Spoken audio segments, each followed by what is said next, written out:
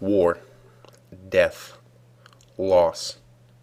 It's not as simple as fun as turning on the newest first-person shooter and running around without a care, shooting and killing and dying and respawning. There's no reprieve from death. Real world, you don't get shot in the face and live. You don't get to pick your perks to survive explosions. The series that I'm doing is to give thanks to those that have served before us, are currently serving now, or may serve in the future. A lot of times, true hero stories can get buried in mainstream media. You'll hear about the water skiing squirrel or the latest political scandal before you'd hear about the soldier diving on a grenade to save his buddy or running blindly through a hellstorm of enemy fire to drag a fellow soldier to safety. These heroes, these stories that I'm doing, they're not always going to be an American because a hero is not relegated to a country, a culture, or a political mindset. In the background, you're going to see some COD gameplay to keep you somewhat entertained, but pay attention to the stories that will unfold and be explained in graphic detail. Today, I'm bringing you the remarkable, heroic, and courageous actions of one Staff Sergeant Salvatore Giunta, the first surviving Medal of Honor recipient since Vietnam. Now, you may or may not know that the Medal of Honor, while it's also a video game, is in this case the highest military award presented in the United States. It gets no better than that, ladies and gentlemen. Sergeant Giunta was born and raised in a small Midwestern town in Iowa. He was a Subway sandwich artist when he decided to enlist in the United States Army. On his second deployment in 3 years, and now these deployments, these aren't 3-month deployments, these are 365 days in war, in battle, in shitty conditions, bad weather, anything you can think of, these guys are going through it. So on his second deployment in 3 years, he was deployed to Afghanistan, to a place called the Korengal Valley, which was a hotly contested 6 by 1 mile stretch of terrain near the Pakistan border. To U.S. soldiers, it was known as the Valley of Death. This stretch along the Pakistan border was so dangerous, soldiers would not go to the bathroom until nighttime in order to prevent enemy fire on their position. On the day Sergeant Giunta proved himself worthy of the highest military honor possible, he was on the last day of a 6-day offensive in order to take control of the area. The 5 previous nights, Sergeant Giunta and his team had been sleeping in ditches 8,000 feet up in the mountains in October. What happened that fateful day follows as read by the United States President Barack Obama. Then Specialist Salvatore A. Giunta distinguished himself by acts of gallantry at the risk of his life above and beyond the call of duty while serving as a rifle team leader with Company B, 2nd Airborne Battalion, 503rd Infantry Regiment during combat operations against an armed enemy in the Korengal Valley, Afghanistan on October 25, 2007. When an insurgent ambush force split Specialist Giunta's squad into 2 groups, he exposed himself to enemy fire to pull a comrade back to cover. Later, while engaging the enemy and attempting to link up with the rest of his squad, Specialist Giunta noticed 2 insurgents carrying away a fellow soldier. He immediately engaged the enemy, killing one and wounding the other, provided medical aid to his wounded comrade while the rest of his squad caught up and provided security.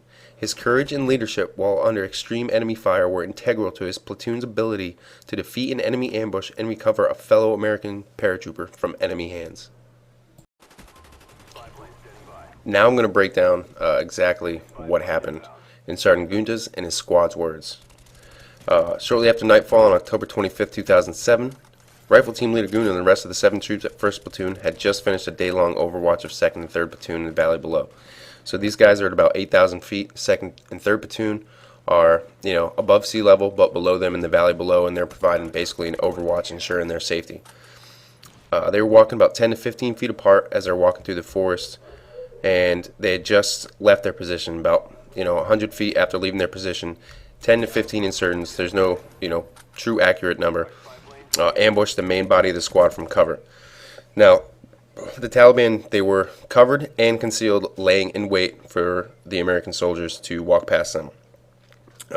It was so close, this firefight was so close that while Sergeant Giunta and his team had air support, the Apaches overhead could not fire because they did not want to risk, friendly fire. They couldn't pinplace it. So, the ambushing force, they were armed with AK-47 assault rifles, 10 RPG launchers, and 3 belt-fed PK machine guns. Now, when you get these stats and you get this information, the only way to tell that information is based on what's left, at the battle.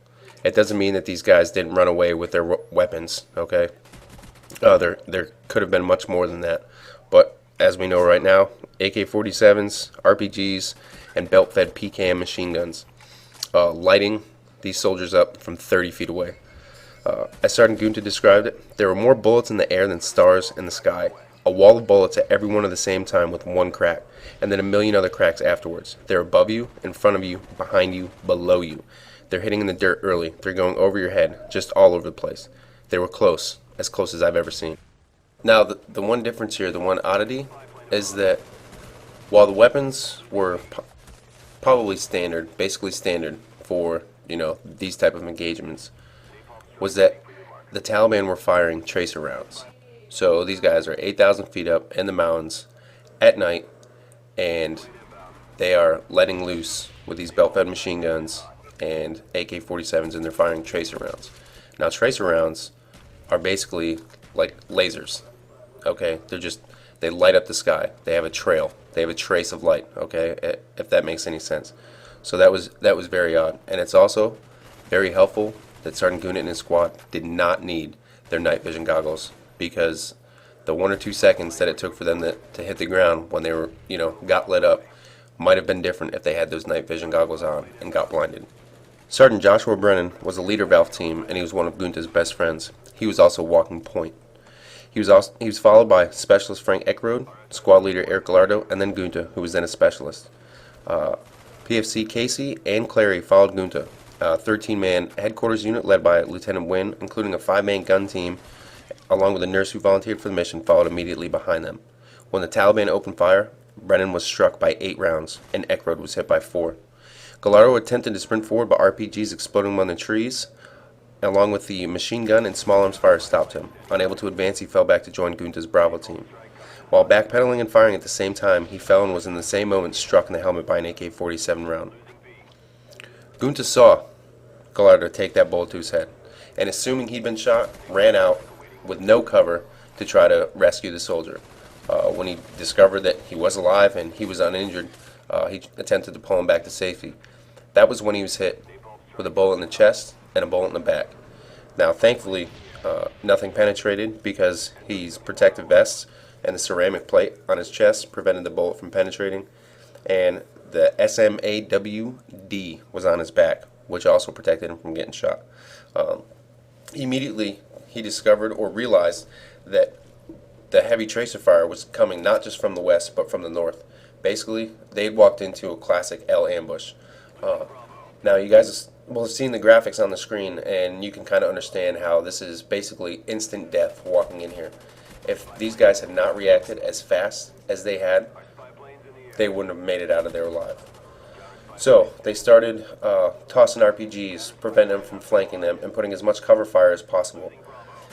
Then what happened was, as they were getting cover up and providing security for each other, they noticed that Sergeant Brennan was not where they thought he would be. Sergeant Giunta runs out and chases the retreating Taliban and sees that he's being dragged away. Sergeant Brennan's being dragged away by 2 Taliban. He immediately engages them, kills one, which ended up turning out to be Muhammad Tali, which was a high-interest target, and the second one dropped Sergeant Brennan and took off running. Immediately, Sergeant Giunta attempted to provide, first aid as much as possible, but they did as much as they could, but Sergeant Brennan died the next day.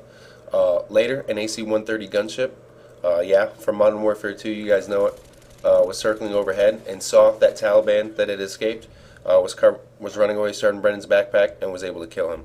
Specialist Eckrode later said of Sergeant Giunta's actions, "For all intents and purposes, with the amount of fire that was going on in the conflict at that time, he shouldn't be alive." And basically, to close this out, this is what Sergeant Giunta said about all the attention that he's been receiving. "I'm not at peace with the attention at all. And coming and talking about it and people wanting to shake my hand because of it, it hurts me, because it's not what I want. And to be with so many people doing so much stuff and then to be singled out and put forward, I mean, everyone did something. And that, ladies and gentlemen, is a fucking hero." Ha ha ha ha, Nami, get pooped on.